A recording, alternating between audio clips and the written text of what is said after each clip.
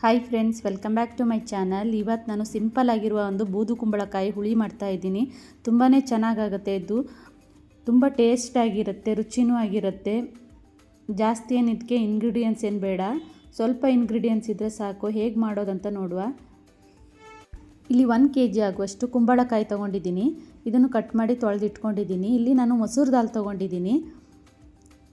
ಮಸೂರ್ ದಾಲ್ ಹಾಕಿದರೆ ಇದು ತುಂಬಾ ಚೆನ್ನಾಗಾಗುತ್ತೆ. ಇದು ಸ್ವಲ್ಪ ಅರಿಶಿನ ಮತ್ತು ಎಣ್ಣೆ ಹಾಕಿ ಬೇಯಿಸಿ ಇಟ್ಕೊಂಡಿದ್ದೀನಿ. ಇಲ್ಲಿ 1 ಬೌಲ್ ಆಗುವಷ್ಟು ತೊಗೊಂಡಿದ್ದೀನಿ. ಈಗ ಮಸಾಲ ರೆಡಿ ಮಾಡ್ತಾ ಇದ್ದೀನಿ. ಒಂದು 5 ಬ್ಯಾಡಗಿ ಮೆಣಸಿನ್ಕಾಯಿ ತೊಗೊಂಡಿದ್ದೀನಿ.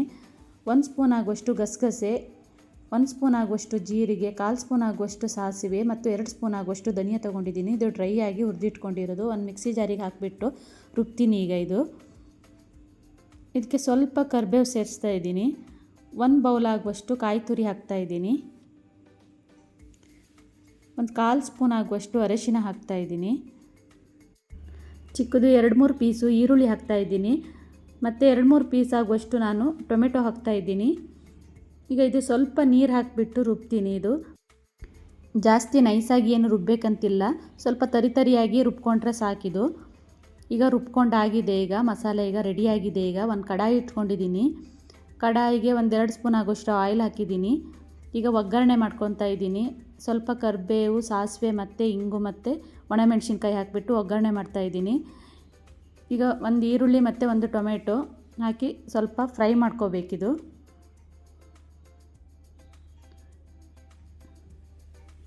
ಈಗ ಫ್ರೈ ಆದ ಮೇಲೆ ಇದಕ್ಕೆ ಕುಂಬಳಕಾಯಿ ಸೇರಿಸ್ತಾ ಇದ್ದೀನಿ. ಇದನ್ನೇ ಸ್ವಲ್ಪ ಹೊತ್ತು ಇದರಲ್ಲಿ ಟೊಮೆಟೊ ಮತ್ತು ಈರುಳ್ಳಿಯಲ್ಲಿ ಸ್ವಲ್ಪ ಫ್ರೈ ಮಾಡಬೇಕಿದು.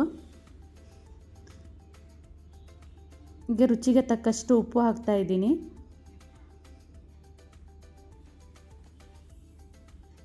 ಈಗ ಒಂದು ಸಲ ಮಿಕ್ಸ್ ಮಾಡಿಬಿಟ್ಟು ಬೇಯಿಸ್ಕೊಂಡಿರುವ ಬೇಳೆ ಇದಕ್ಕೆ ಹಾಕಬೇಕು.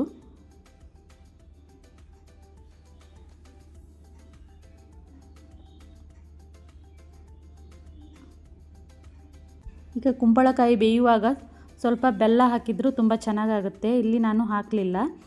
ಈಗ ಇದು 1 ನಿಮಿಷ ಬೇಕಿದು ಬೇಯಲಿಕ್ಕೆ. ಈಗ 1 ನಿಮಿಷ ಆಗಿದೆ ನೋಡಿ, ಚೆನ್ನಾಗಿ ಬೆಂದಿದೆ ಕುಂಬಳಕಾಯಿ. ಇದಕ್ಕೆ ಜಾಸ್ತಿ ಏನು ಟೈಮ್ ಬೇಕಾಗಲ್ಲ, ಬೇಗನೆ ಬೆಂದುಬಿಡುತ್ತೆ ಇದು.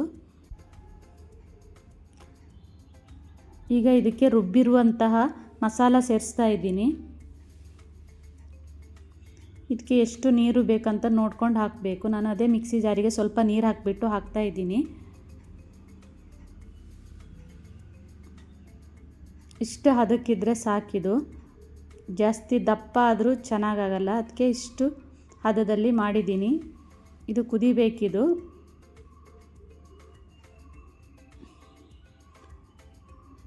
ಈಗ 1/4 ಗಂಟೆ ಇದನ್ನು ಚೆನ್ನಾಗಿ ಕುದಿಸಬೇಕಿದು. ನಾನು ಮತ್ತೆ ಮುಚ್ಚಿಡ್ತಾ ಇದ್ದೀನಿ. ಈಗ 1/4 ಗಂಟೆ ಆಗಿದೆ. ಸಾಂಬಾರು ಚೆನ್ನಾಗಿ ಕುದ್ದಿದೆ ನೋಡಿ. ಈಗ ಕುಂಬಳಕಾಯಿ ಹುಳಿ ರೆಡಿಯಾದ ಮೇಲೆ ಎಣ್ಣೆಯಲ್ಲಿ ಫ್ರೈ ಮಾಡಿರುವಂತಹ ಬೇವಿನ ಎಲೆಯನ್ನು ಸೇರಿಸಬೇಕು. ಆವಾಗ ಫ್ಲೇವರ್ ತುಂಬ ಚೆನ್ನಾಗಾಗುತ್ತೆ. ಘಮ ಘಮ ಅಂತ ಪರಿಮಳ ಸಖತ್ತಾಗಿ ಬರುತ್ತೆ ನೋಡಿ. ಟೇಸ್ಟ್ ಅಂತೂ ಸೂಪರಾಗಿ ಬರುತ್ತೆ. ಇದು ವೈಟ್ ರೈಸ್ ಜೊತೆ, ಬಾಯ್ಲ್ಡ್ ರೈಸ್ ಜೊತೆ ಮತ್ತು ಇಡ್ಲಿ ಜೊತೆ ತುಂಬಾ ಚೆನ್ನಾಗಾಗುತ್ತೆ. ಇವತ್ತಿನ ಈ ಕುಂಬಳಕಾಯಿ ಹುಳಿ ರೆಸಿಪಿ ಇಷ್ಟವಾದರೆ ಲೈಕ್ ಮಾಡಿ, ಸಬ್ಸ್ಕ್ರೈಬ್ ಮಾಡಿ, ಫ್ಯಾಮಿಲಿ ಫ್ರೆಂಡ್ ಜೊತೆ ಶೇರ್ ಮಾಡಿ. Thank you for watching.